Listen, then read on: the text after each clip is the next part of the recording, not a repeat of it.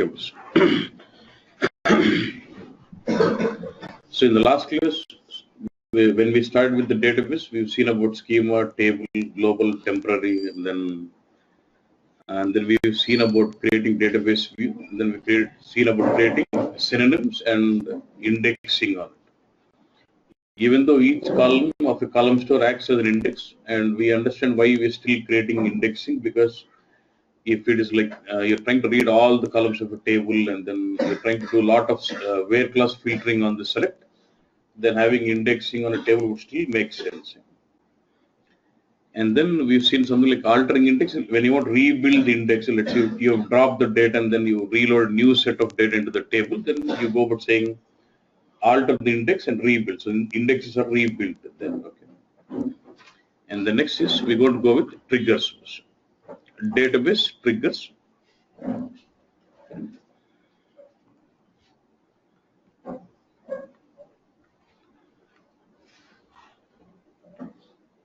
Okay.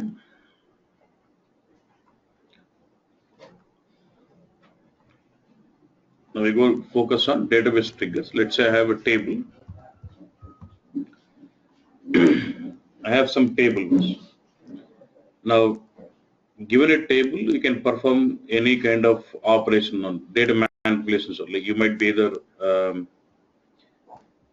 inserting a new record into this table, or you might be deleting some records, or you might be updating, or what do I say, modifying a record.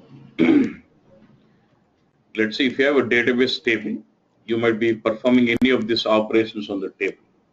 Major kind of operations would be about inserting a new record into the table, or you might be deleting some record into the table, or you might be updating or modifying an existing record of a table. Okay. So the requirement here is when I do this kind of operation on a table, I would like to perform some follow-up action. For example, I insert some new record on this, say something like C1, M1, and some value like 1000. So my requirement is every time I insert a new record into this table, I would like to do some follow-up action. Or let's say I delete this particular record in this table, or let's say I modify this record, say from 1000 to what? 2000, I would like to do some follow-up action on it. Or let's say I delete this record, for example, let's say this particular record has been deleted, then I would like to do some follow-up action. And the follow-up action could be some logic. And when you want to do some certain follow-up action on any kind of this activity, then we go with what? Database triggers.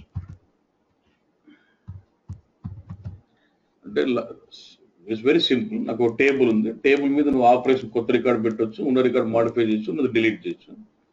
ఇలాంటి ఏ operation చేసినా నాకు కొద్ది follow up action జరగలేదు. అప్పుడు we use what? Triggers. Okay. And when you going to use some trigger to implement some logic. And we implement that logic by using SQL script. Means you going to implement your trigger by using scripting, SQL script.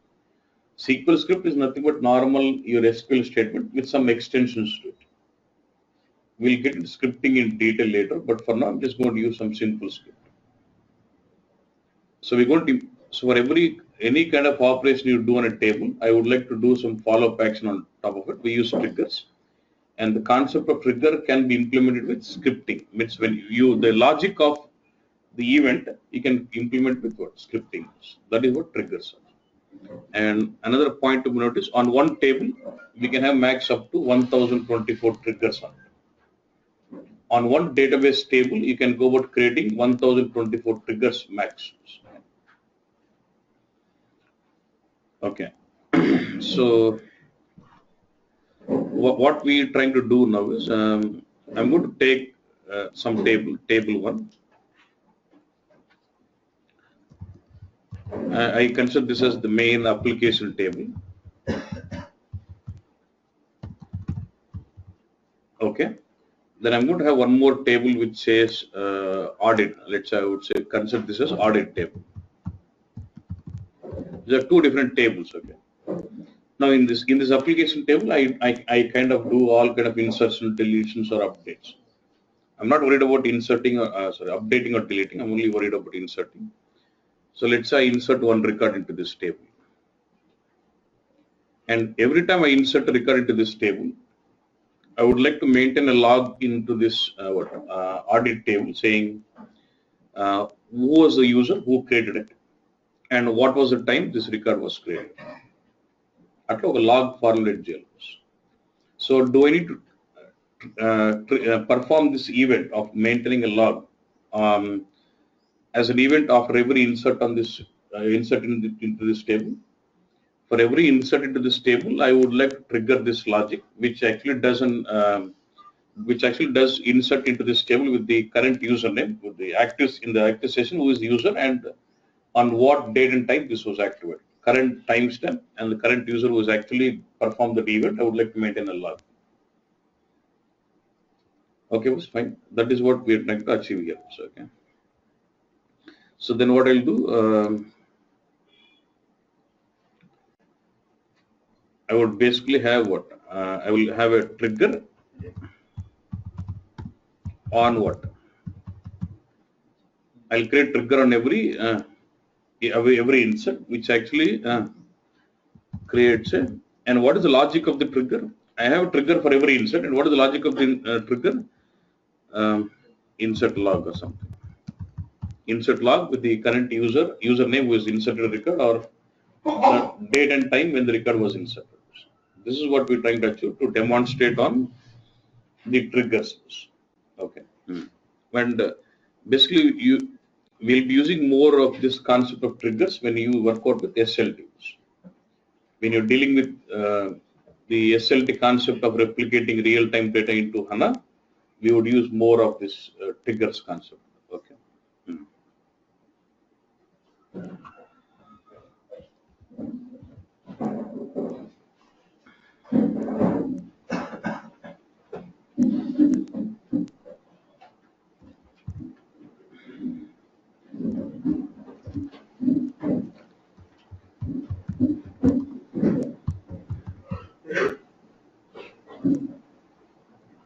Okay. So what is that I'm trying to do here? First, I'm creating a table called I'm considering this table as audit table. This is a table. This is a table where I just want to manipulate only the current user who has actually inserted the record and the date and time. So what I'm trying to do is I'm trying to create a table with two columns: username. I'm just saying varchar 20, and I'm just putting one more column as what? Timing, where I'm setting the data type as what? Timestamp, which will have date and time together. And since there can be same user inserting multiple records, so username is not unique or timing is not unique. So I would like to make both of them as primary key. So I said what? Primary key, username, timing. So it does become what? Is it like composite key where both the columns are primary key? So I'm just creating this column table. Yeah. And then I'm just creating another table as application table, where I'm just referring this as simple employee table, which I'm going to use it for application. So I'm saying some table name as EMP trigger with two columns, employee ID and what? Employee name, where employee is going to be a data type is integer, as set it as primary key. And I've got employee name with the data type is varchar 20. This is a normal table. So I've got both these tables created. If I get to catalog and 8 cubics, I have these tables. I have audit table is 1, and then EMP. There's one more table as what? EMP trigger. And now both the tables are blank. There's no data in it. Now, before I go about inserting data into this EMP trigger, I would like to formulate my trigger saying every time, just normal English, okay, every time we insert a new record into employee trigger, I want this logic to be done. And logic is insert, collect the current username, collect the current timestamp, insert these values into which table? Audit table. That's the logic we're trying to do. So I'm going to create a trigger here. Look at this. This is how you create a trigger. I'm saying, look at this. Again, when you want to create a table, you will say create table. When you want to create a view, you would say create a view. When you want to create a synonym, you say create synonym or create whatever it is. The same way, we are trying to create another database object, which is called what? Trigger. So now you would say what? Create trigger and logical. So create trigger, trigger name, create trigger and name of the trigger.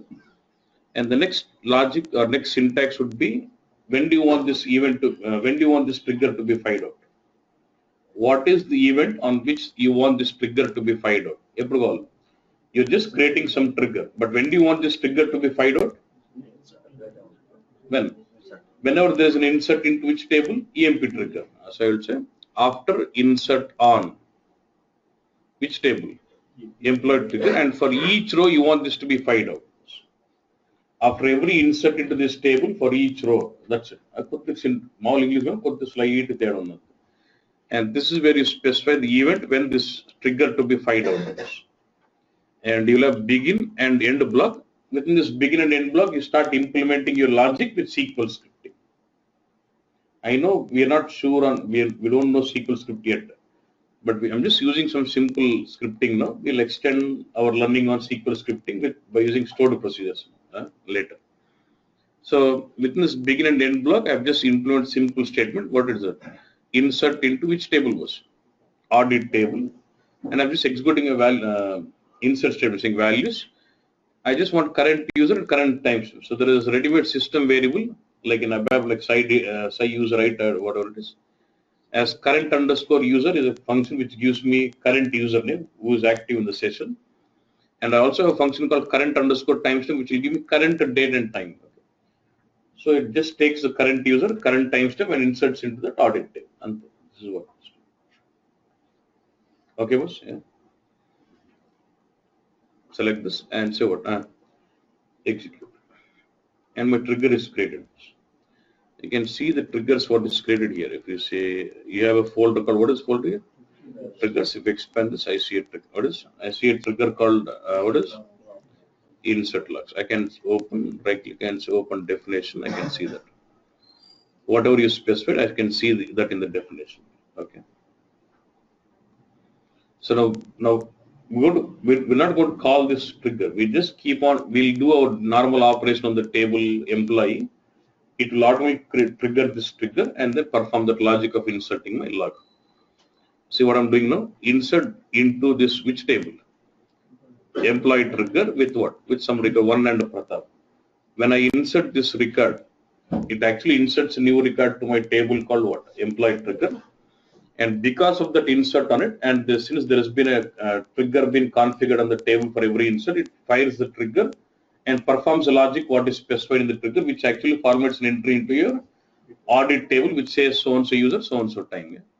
And if you see with what user have you been connected here? System user, and say execute. And let me go to employee trigger. I should see a new record inserted into it. Employee 1 and what? Pratap. And because of every insert and I have a trigger been configured, it should format an entry into which table? Audit table, saying user is system and so and so time it was done. Let's say insert one more record.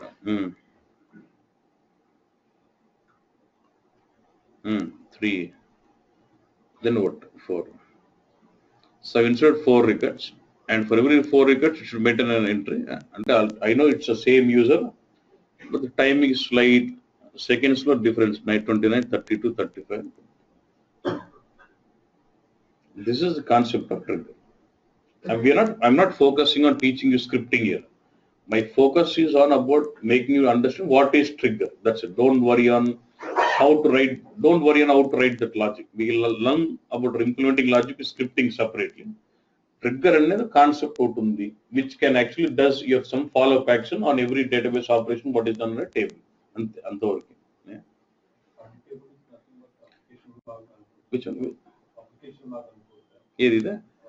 I am implementing the concept of application log, but trigger is a concept. You can do anything you want. I am using the concept of trigger and formulating some logs, but you can do it for anything. నీకు ఉండొచ్చు ఒక టేబుల్లో insert జరిగితే ఇంకో table insert చేయాలి లేదా ఇంకో table delete కావాలా ఏమైనా ఉండొచ్చు but here I'm implementing the logic of logging but not necessary that you always have the same logic నేను ఓన్లీ ఇన్సర్ట్ పెట్టిన same thing you will say what create trigger for every update అంటాం after update on అంట update ఏమవుతుంది for every time you run an update statement on the table it fires trigger అట్లా delete పెట్టవచ్చు, trigger అట్లా ఒక table మీద 1024 triggers create చేయొచ్చు. So if I create 1024 triggers, it means every time I insert one, do some operation, it fires out so many triggers. SLT అదే అనమాట concept. SLT does use the same concept of trigger and the source. We'll see.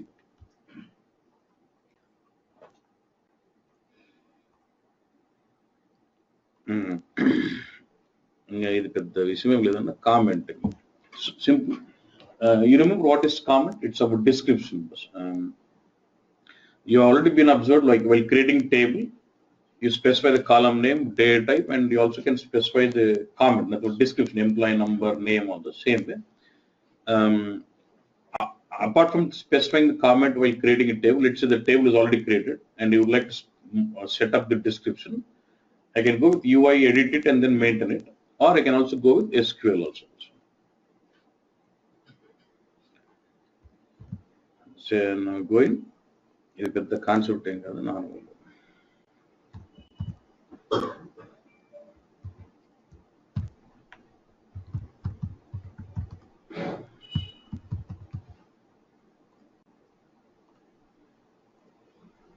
Let's say I create this table.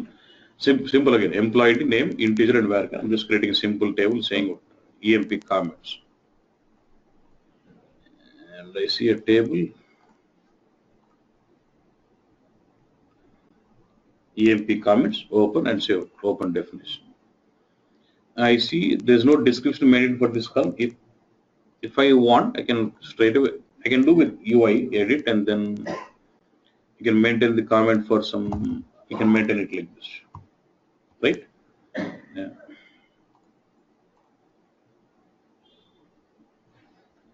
Yeah, but I can also specify the comment on the columns or a table by using comment statement. Simple. For example, for employee, I would like to create a comment as employee number or something. Then I'll say what? Comment on, are you commenting a column or a table? I'm commenting a column of a table, so I'll say what? Comment on column. Which column it is? In this schema, in this table, which column? So schema dot table dot column. In which column of a table of a schema is what? Employee number. This is how you just specify that. But the concept, you get this comment maintained. Same way for the next column as EMP name, I would like as a maintain. So comment on column, schema name dot table dot column, and what is what? I want it as employee name.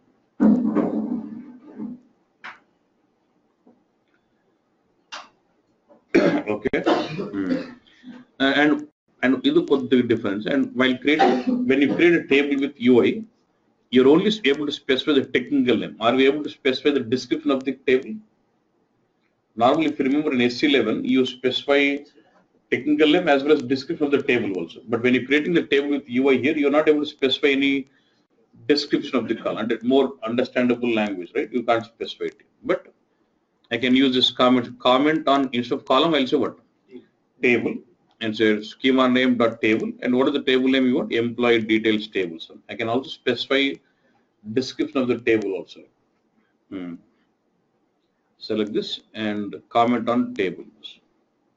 So you made it some description, but you don't get to see it here.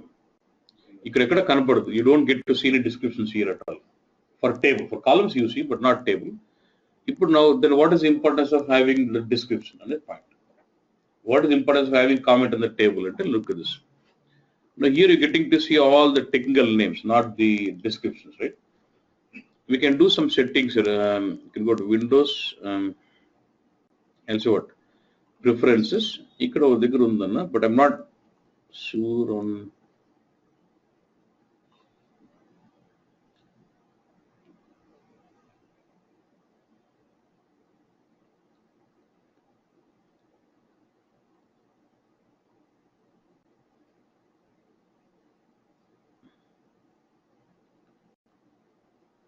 See, there is some.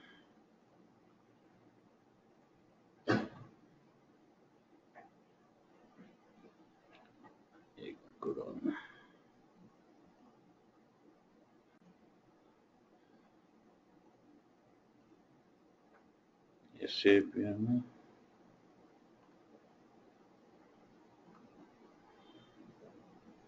But I know that there is an option somewhere. I can get you later. But there is some small option which says show me description. Then what happens? Your table will start showing you technical name, and also in the brackets you can also get to see comment, which will help you to understand more readable. That's it. Apart from there is no technical importance. Can you change the existing comment? Altering. You can always you can change this directly, and for changing this table comment, you should use alter.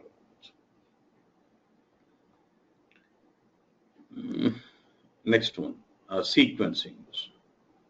Next concept of sequence.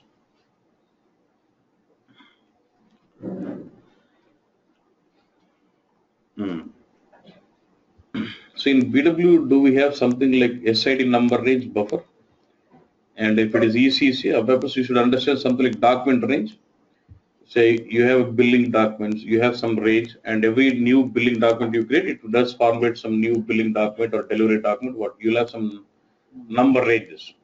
Same way in BW, you can have a number range for SID generation also. Let's say when I say the number range is 1 to 100, okay, and within this, let's say this is the minimum value. This is what max. I'll say this is what min. This is max and petkunan. And I say increment by one number. First it issues one. And next time when I say generate new number into next in the two. Next generate new number into three. Next value into 4, 5, 6, 7, 8, 9. It keeps generating the next value until it reaches the max value 100. So when you have some number range that you got keep generating a next sequential number, I can use a sequence. Same. How do we have your SID number range or document number range? Number range concept in SAP applications. Same way in the database level, I can use this concept of sequence. I can create a sequence, and when I want to generate a next sequential number, I can say sequence dot next value, sequence dot current value, or whatever the functions I can use. First, let's create a simple sequence and see how does it work. And with sequence, you'll have two functions majorly. Next val is one function, and one more function cur val. Now let's say now from 1 to 100 was a range, and until what number was generated? 9. So now if I say sequence dot next val, then the number would be 10. Once the 10 comes in, if I say next val, it will be what? 11, 12. It keeps giving you next sequential number. But if I say now, let's say numbers, we have generated numbers till 9. If I say sequence dot cur value, it gives me the current value. What is the status of the sequence as of now? That's the function. Current value to current number vastundi. When I say next one, it does give next sequential number what it does give. That's the two functions you can leverage with sequence.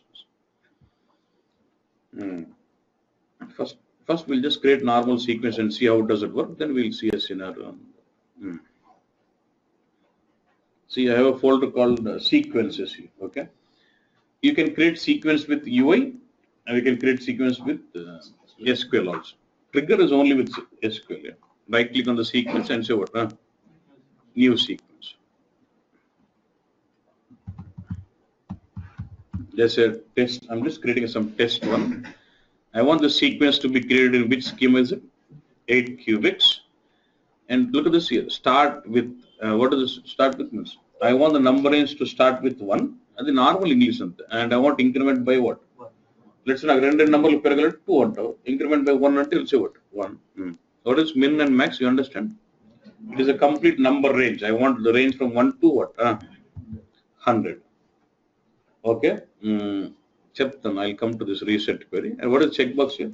Cycle. When it's a cycle, once it finishes 100, again I want it to start with 1. That is what I can say. Okay, Nanda? Cycle effect using I'll put as 10. So activate.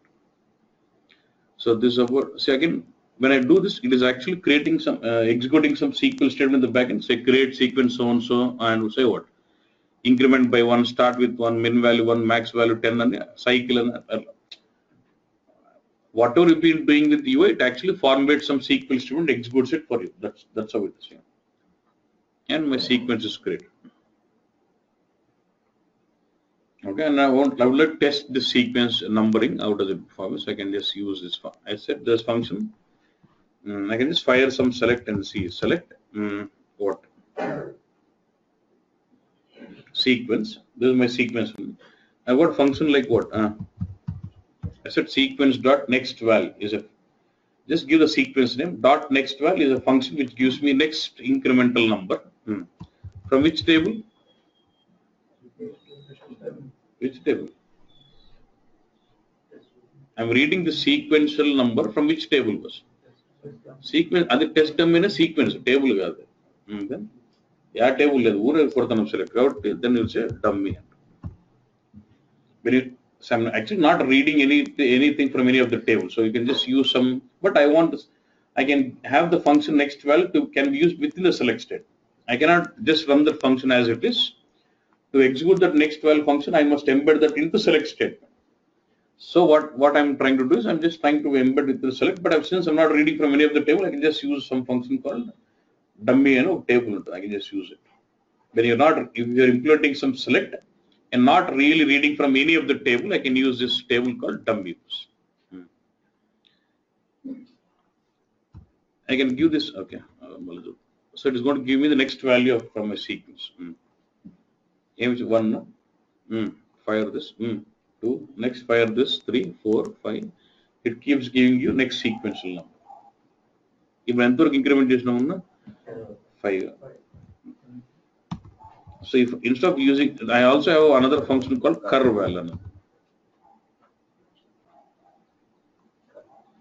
Curve val will give you what? Present number in the this one. So when I use a function next val, that gives me again, it increments at 6, 7, 8, and 9. And if I just say what is my current val, it gives me what? 9. Again, if I say increment this with next val, then 10. So what is my current value? 10. And if I again, I said cycle, right? Once it finishes 10, again what? 1, 2, the number level, next number is because I enabled the option called cycle. Okay, not done. In the normal sequence about creating with UIs. I can also create a sequence with SQL also. Yeah.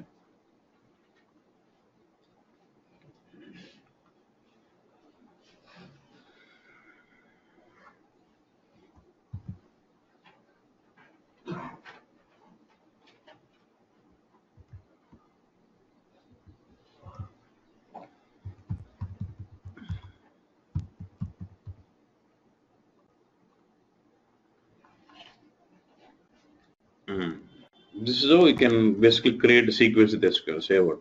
Create. You create trigger IP, sequence got create what is keyword. Create sequence and name of the schema. Name of the sequence. I want the sequence name as billing dog numbers. Okay. And give all the parameters. Say start with 1, increment. UL etunda start with 1, increment by 1, minimum value is 1, max is 100, and then I say cycle. If you don't want that cycling to done, you will say what? No cycle. If you say no cycle, the checkbox is not enough. If I say cycle, it means it has to repeat once it finishes the max number, it has to repeat that again. Cache 5, what it is does, say let's say my current status number is 5. Next 5 numbers, 6, 7, 8, 9, and 10 will be stored in the cache, so it is faster to generate the next sequential number. How many entries, how many next sequential numbers you want to cache it out so that it is faster in generating the sequence number. There's nothing much. So I said cache how many was? 5. Okay.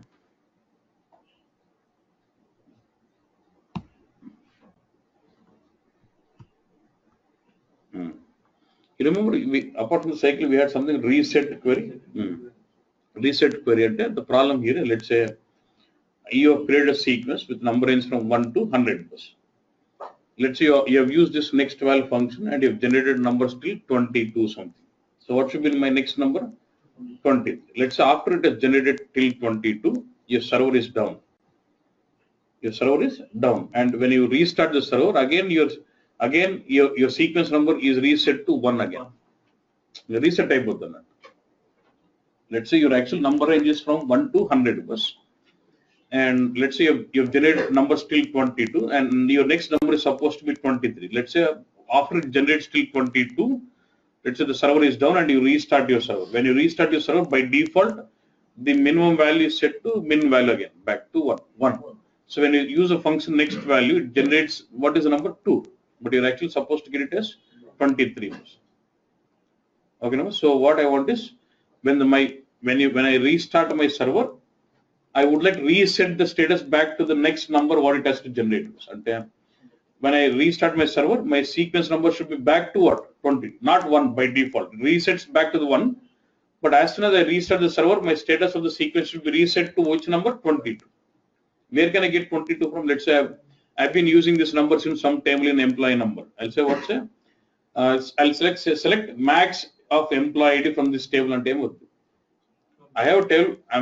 Let's assume I was using this sequence number to generate billing document numbers in, let's say, VBRK. In VBRK, we'll have all the document numbers 1, 2, 3, billing document numbers 1, 2, 3 till 22. So my status of this sequence should be set to what? 22, right? So how do I get the 22? I can formulate a query saying select max of billing document number from this table. And what does the select give me? 22. And this 22 will go and set as status. So when I use after it has been set, when I say next value, then what does it give me? 20. So when the server is restarted, if you want to set the status back based on certain select statement query, we use it reset queries. Okay. నేనేం చేస్తున్నట్టు ఏదో ఒక simple table ఉంది employee simple అనేది ఆ table employee IDs ఏముందో max employee ID ఏముందో ఆ ఎంప్లాయీ ఐడి నాకు రావాలి అని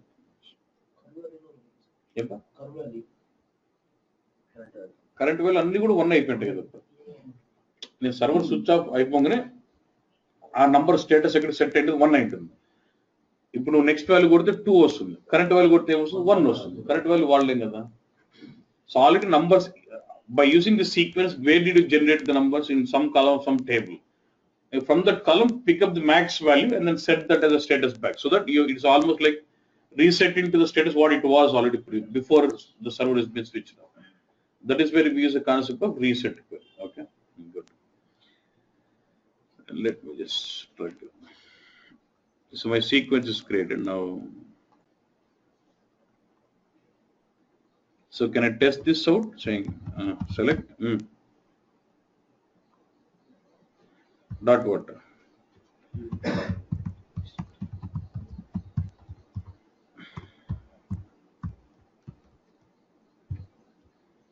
One. When server off the but Google off this on this column our table max number our number set out. Okay. So what use okay I understand about sequence. Now where can we use this kind of sequence concept? Okay. So okay table where maximum ID VBRK. Suppose నాకు వేరే table కూడా ఉంది అంటే particular individual table కి మనం ఇలా reset చేస్తాం నువ్వు కన్ఫ్యూజ్ కాదు నేను టేబుల్ లో పోయి రీసెట్ చేయలే టేబుల్ లో మాక్సిమం వాల్యూ మనం రీసెట్ నుంచి స్టార్ట్ చేస్తాం మన సర్వర్ అర్థం ఉంది నాకు ఇప్పుడు ఈడ ఒక టేబుల్ ఇచ్చారు సెలెక్ట్ మ్యాక్స్ అని చెప్పేసి ఈ టేబుల్ నెంబర్ ఇచ్చారు సో నేను నెక్స్ట్ ఇప్పుడు ఈ టేబుల్ లో వేరే టేబుల్ వాడుతున్నాను అప్పుడు sequence మార్చాల్సిందే actually reset by ante it is expecting some select statement where the result of the select will be used as the value to reset your sequence ఆ select నువ్వు ఒక table 1 మీద కావచ్చు table మీద ఎక్కడ ఎట్లా క్వెరీ రాసుకుంటూ రాసుకో సంబంధం లేదు you can write any complex query to return it out but ultimately what it does the result of this query will be used to reset my sequence value అది కాన్సెప్ట్ సో నువ్వు రెండు క్వెరీలు పట్టుకుని నంబర్లు తెచ్చుకుని యాడ్ చేసుకుని ఇస్తావా ఏం చేస్తావా అది నీ ఇష్టం you do what ever you but ultimately you have to specify a select statement which can return me an integer which is going to be used to reset your status of your sequence అది point okay నేను other doubt వేరే actually అదర్లో by default common గా function model ఉంటుంది అదేంటంటే ఇప్పుడు మన server status అనేది కనుక 3 కాలమ్స్ ఉంటాయి 1 to 1000 ఇచ్చాం మాక్సిమం మన కరెంట్ స్టేటస్ అనేది ఇంక్రిమెంట్ అయిన నెంబర్ వల్ల అక్కడ జనరేట్ అవుతుంది అవును సో ఇప్పుడు అదే కరెంట్ వాల్యూ యాక్చువల్లీ నేను మళ్ళీ నేను టేబుల్ మీద బేస్ చేసుకున్నాను మామూలుగా నేను బిల్లింగ్ డాక్యుమెంట్ కూడా సేల్స్ డాక్యుమెంట్ అది ఎప్పుడు వర్క్ అవుతుంది సీక్వెన్స్ బాగా రన్ అయినప్పుడు నేను కూడా అట్లే చేస్తాను సర్వర్ డౌన్ కాలేదనుకో సపోజ్ కొన్ని నంబర్ జనరేట్ అయిపోయినాయి but I don't know what is my next number what I can pick the status +1 చేసుకుని వాడుకుంటారు.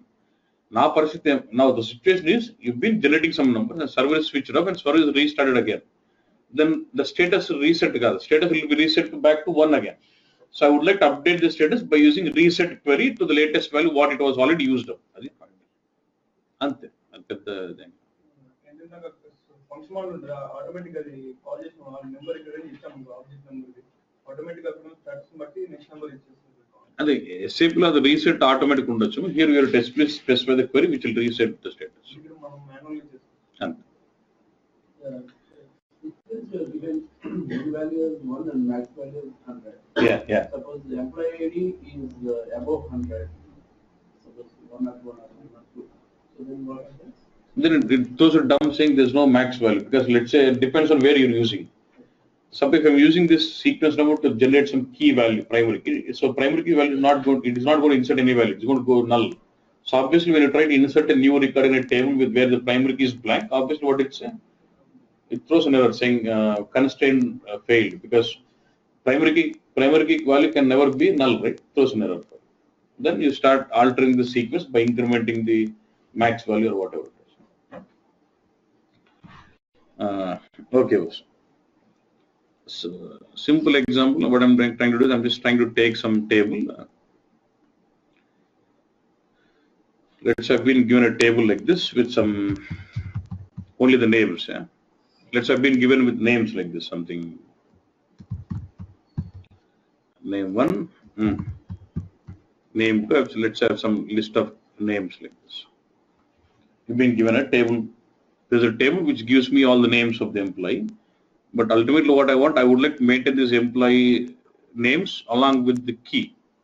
Let's have got another table employee. So this is EMP ID. This is what, set some name. So I would like to read this name and fill this column. So I would like to read the name from this table and to fill this column. But I would like to fill this employee which is going to be sequential like this with what? After sequence the fill the name. That is what we're trying to do. Okay. So first I'm creating a table with what? Only with, I just want formulating one table with employee names with all the list of names what I have. Okay, column employee name 20 and not. So I'm just inserting all my names. Okay. I've got some 6 names I'm inserting.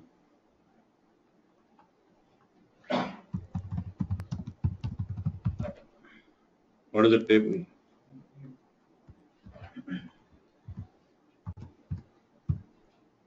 So I'm going to have a table. Don't worry about this. I got a table with a table name called what? EMP names. It's got a column called EMP ANMES. Okay, okay. But it's got some names in the column.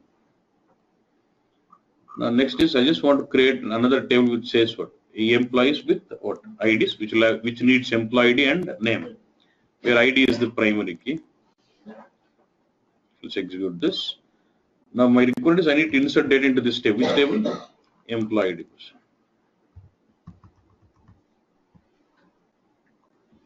So I'll say first I'm formulating some select statement which can give me what does it say? Select next value from what? From the sequence, comma, which is going to be billing. Which is going to be employee ID, and EMP names is going to be what? The name what I'm going to read from which table? Employee name from employee. So this query will query ingestion. This will give me.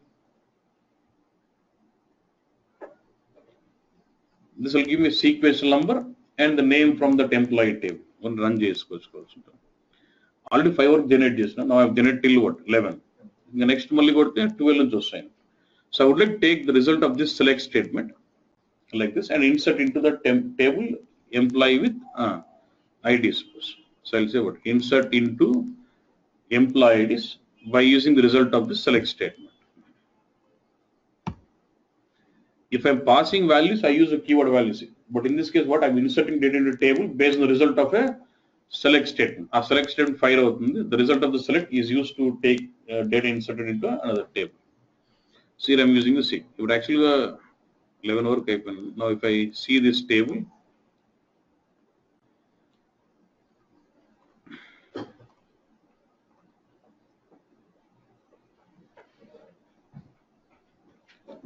I have a table employee IDs, and if you go to content, it's come with 12 to 17, and you get this numbers. So like this, we can leverage sequence to generate some sequential incremental number. Can I also increment by two numbers? Yes.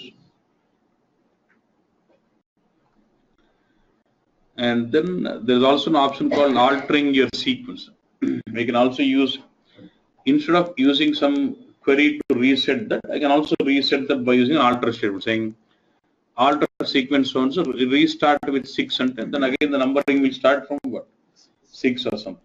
Instead of using a reset query, I can also manually reset that number also. Server starting manual reset or automatic reset it, I use reset query. If I want to manual reset, I can use this alter sequence also restart with this number, and I can do that. Yeah. Then you'll have the drop statement. We've seen about create, like alter something. Then there's also drop statement. Drop is about dropping the database or deleting the objects. Let's say you created a trigger, I want to delete it, or you created a table, I want to delete it, or view or procedure, sequence, anything. Any database object you want to delete it, then we go with the drop. But table on a data gather. Table ettestunam. The database object as it is. So when I want to delete any of your database objects, I use drop statement. Simple. You want to drop a table, you'll say drop table, table name. You want to drop a view, you'll say drop view, view name. If you want to drop a procedure or a trigger, you'll say drop trigger, trigger name, and so on. So that's it. And it drop table, table name, drop trigger, trigger name, drop view, view name, something like that. Okay. But only thing is you'll have two options. And one is to say drop table so and so. Then last you specify two options. One is restrict or cascade, and two options specify this. Restrict or cascade. Now, if I say drop table name, and if I say restrict them, okay, then what happens? This table, let's say I've got table A, which is already used into some other objects. I've created table A. This has already been leveraged into some other tables, some other objects. Okay. Now, when I go to table A and say delete with option restrict, this table will be deleted only if it is not been leveraged in other, reused into other objects. Now, table has been used in other cases, so this will not be deleted as a restrict. But if I say delete table cascade, irrespective of whether this table has been used in other objects or not, this table will be deleted as a cascade. Can we hard code the value reset by stop mentioning it? Yeah, this is what hard coding. If you want hard code the reset value, you must go with alter sequence. He's saying instead of specifying a reset query where the result of the select has been used for resetting it, if you want to hard code the reset value, you must go with alter sequence statement. Yeah. Okay. Now this drop, let's see the drop with normal UI. Let's say I want to drop some table.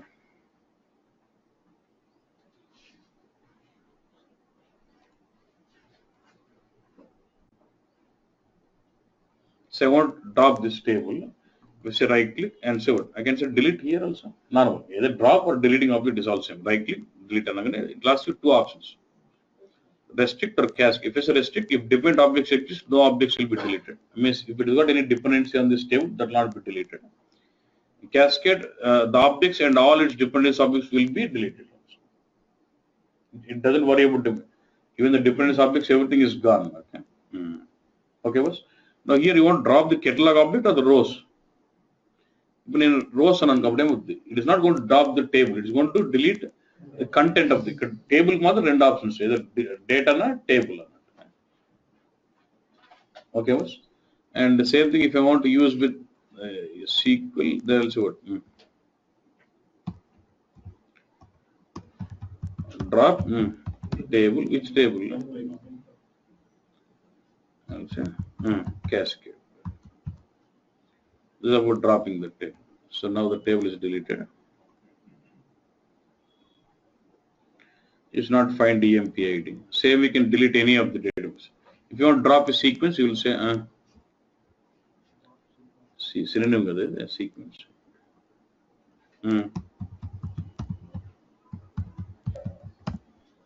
which sequence I want to drop the sequence test dummy.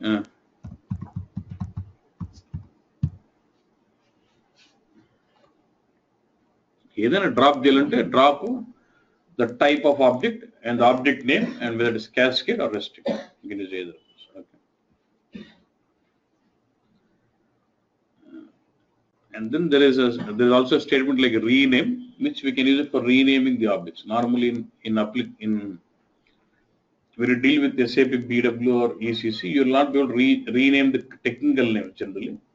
If you create objects with wrong technical name, you drop it and recreate that with the new technical name, generally Infobit or Cube, whatever. But here we have an option of renaming the column name or table name. Look at this.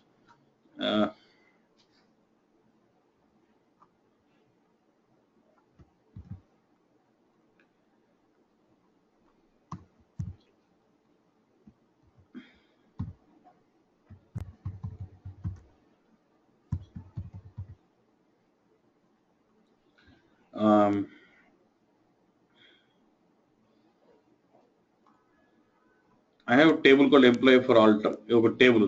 What is the column name here? Employee ID. But I actually wanted to rename this, change this name to employee EMPNO. Okay, I can do this. So let's rename column. And which column is it? So and so table, so and so column. To which name? Employee name. Just rename. So this will rename the technical name of the column.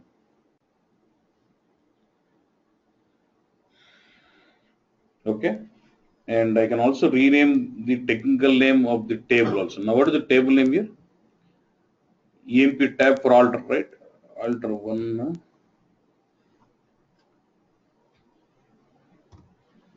So I have a table called EMP tab for alter. Okay. I say rename table EMP tab alter to what? For alter. So now I'm just renaming the technical name of the table. You can column with the rename column. If you want to rename a table, you'll say what? Rename table. So by using this, I can also change the technical name of the table also. Rename. You don't have any table with F now. Yeah. After doing this, you should start seeing a table called for all alters.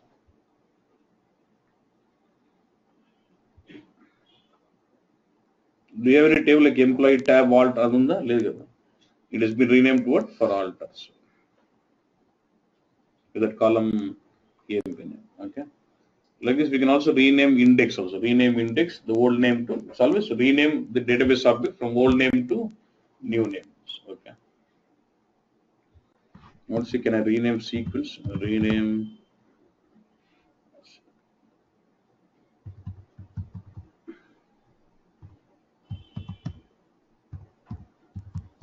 To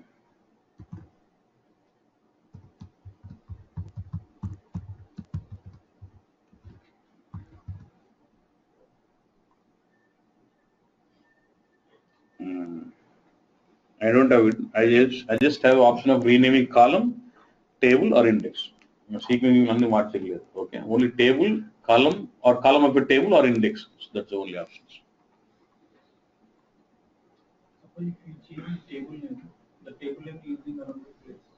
Then you can solve the problem using synonyms, right? So you are forced to change some table name, but in all the other scripting or something, you have already leveraged this table with this naming. Then I can solve that problem by using synonyms.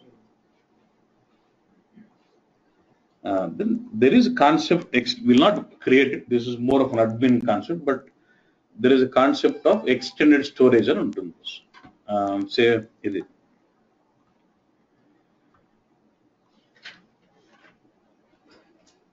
నాకు ఇవ్వడంత లేదు but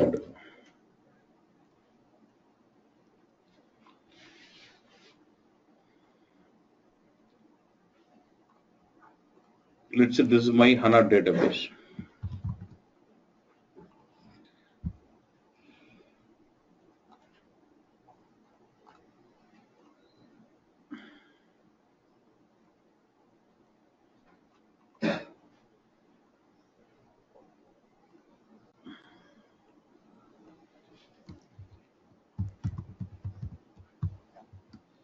We also have another database of SAP, Sybase IQ. Yes, okay, good.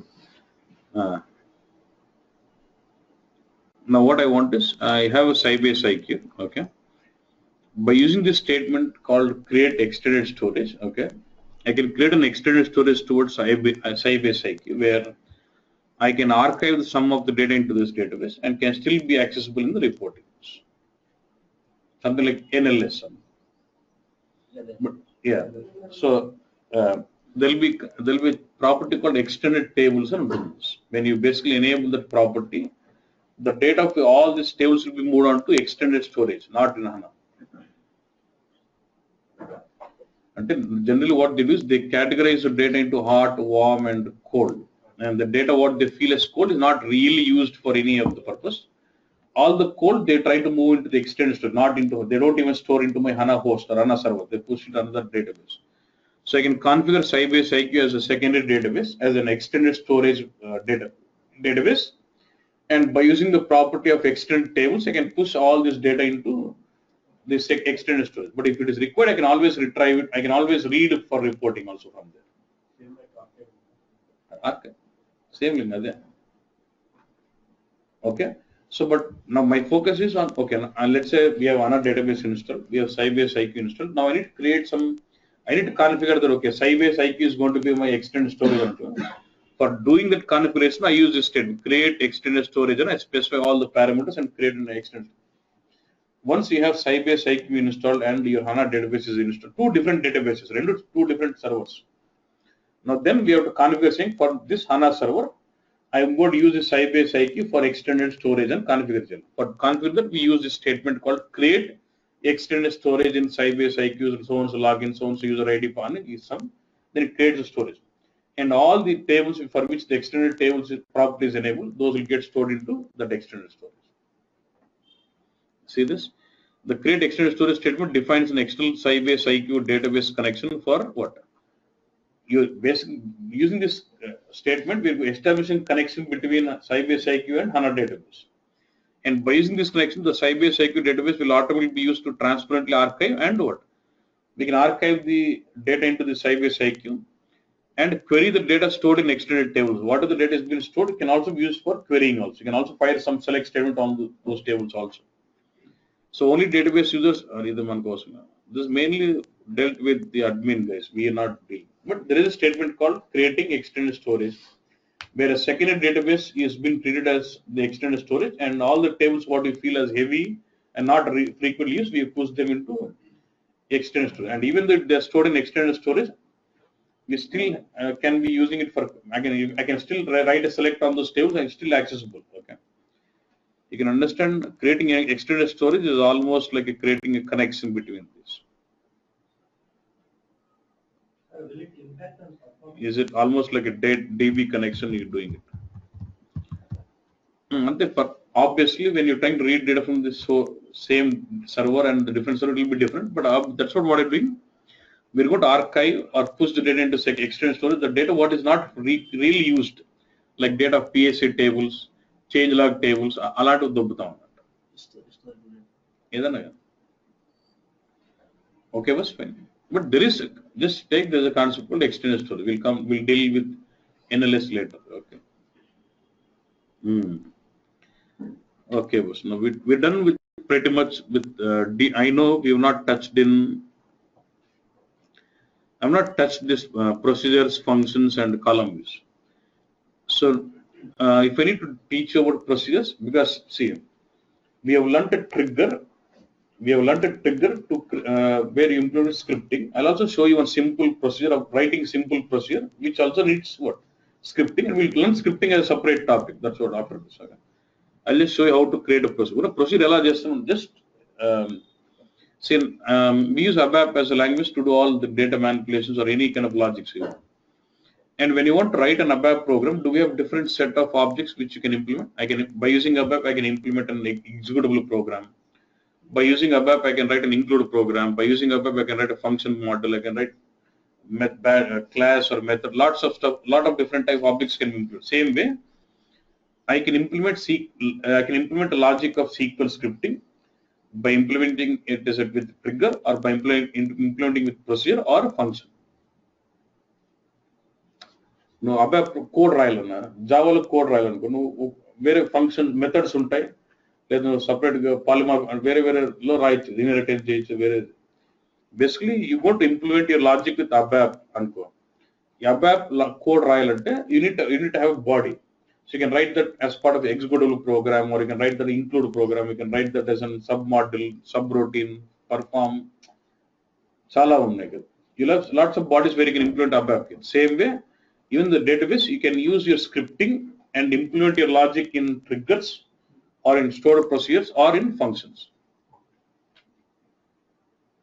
So if you become perfect with scripting, I can go about writing triggers, complex procedures, complex functions, anything you want.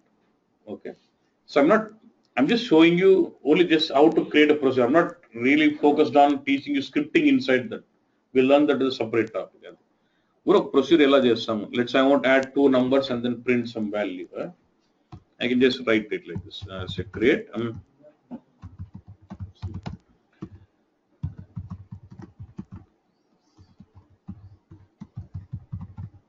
Something like create procedure name, and I'll have parameters in and out.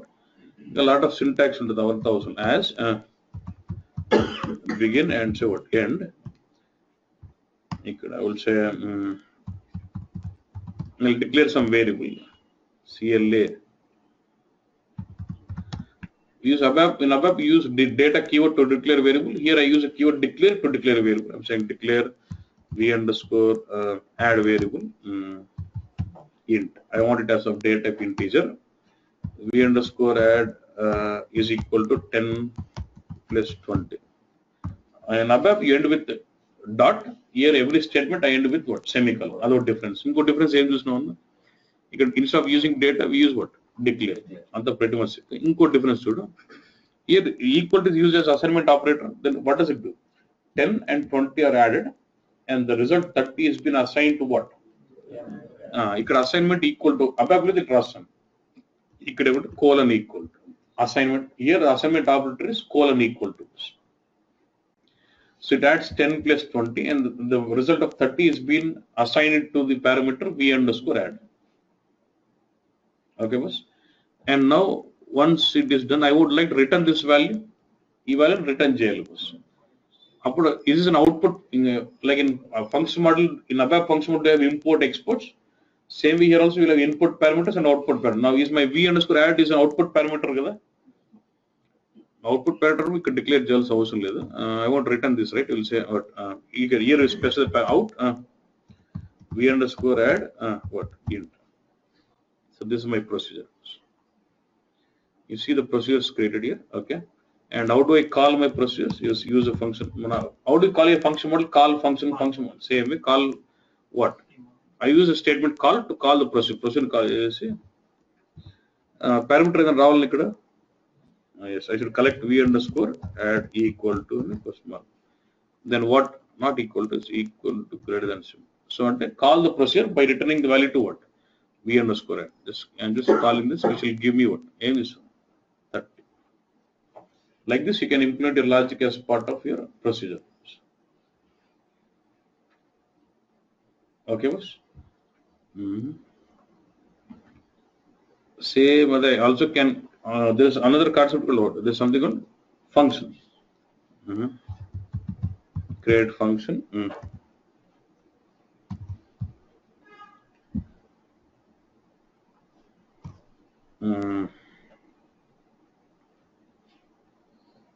Okay.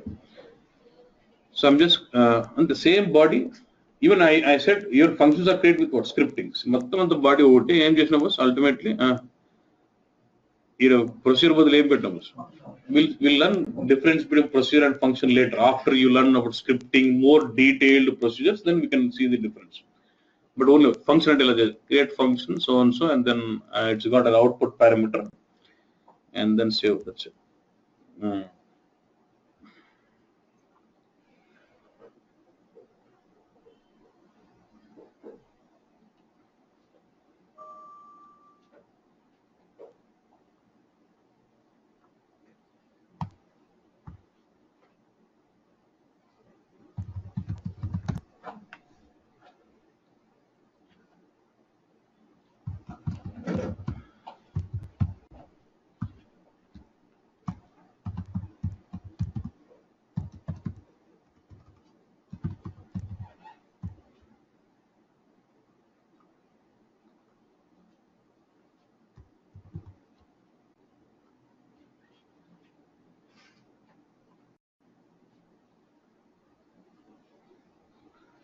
1 second.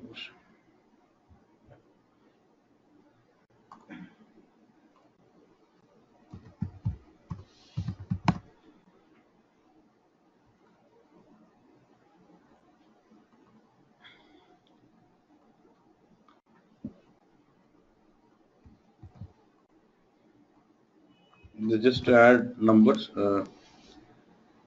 It is taking 2 input parameters here. As leather. The inputs would not.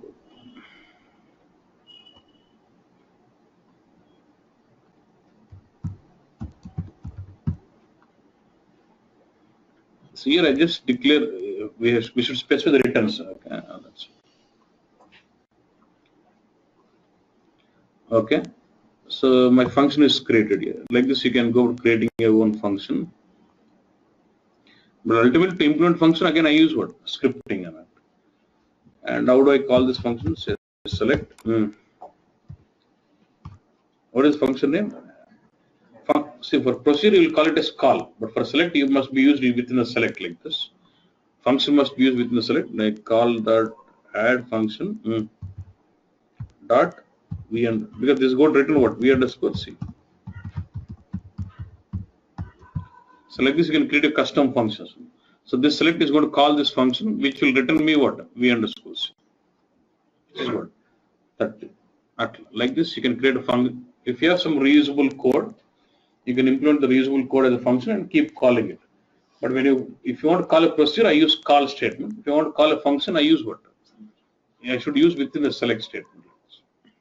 At a difference chala untai, but either you implement function or a procedure, you have to use scripting.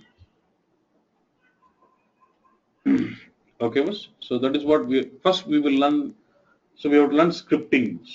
So while teaching you scripting, you either write executable program to practice your ABAP. Same way, if you want to practice scripting, I should either practice my SQL script either with procedure or function because there is the two bodies where I can implement my scripting in it. So what we'll do, we'll start creating a lot of procedures in learning your scripting.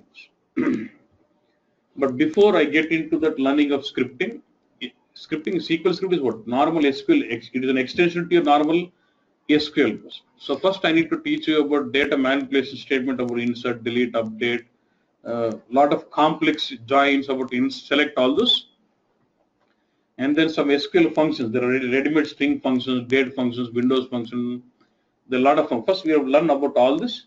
Then we'll take this concept and start implementing scripting.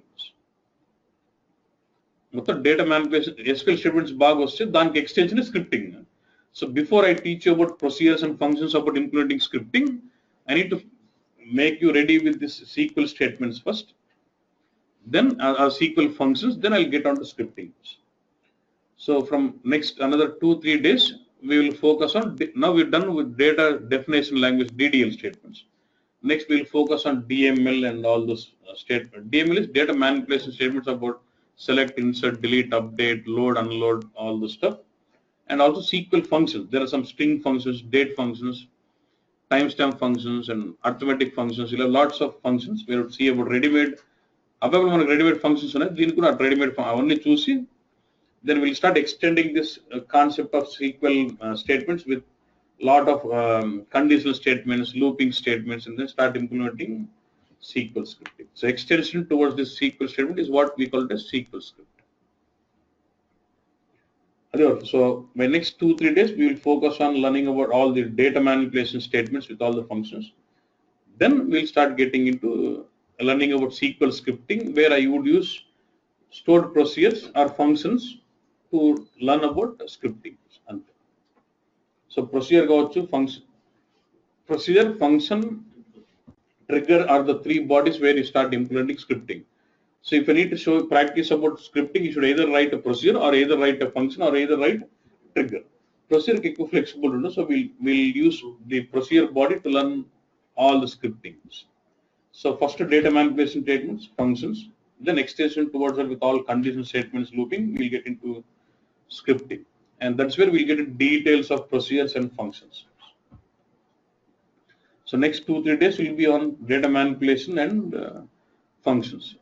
Okay, people who don't know SQL, even if you're not done till here, because creating of database objects is very rare, but manipulation will be really, really important. Select perfect process. If you can write select perfectly, I think you can play, because most of the time you will be reading. You will not do manipulating. Majority of the time for reporting you will be reading, not writing or something. So for reading you have to go with what? Select. Select istansan రాయగలిగితే చాలు. That is very well. So that needs a lot of practice. So the next 2-3 days you have to do a heavy practice on data manipulation and those functions, which will make it simple in scripting. Scripting ఏమి ఇవే రాస్తాంటాం అంతే. Select perfect రాయగలిగితే scripting ఇష్టానుసారం రాయించాలి. Okay, it's fine. Yeah. And if you can be logically on any other program level about if condition or loop statement, then you can, I think, can write anything you want. Okay, fine. Thanks. We stop it here and continue tomorrow. So.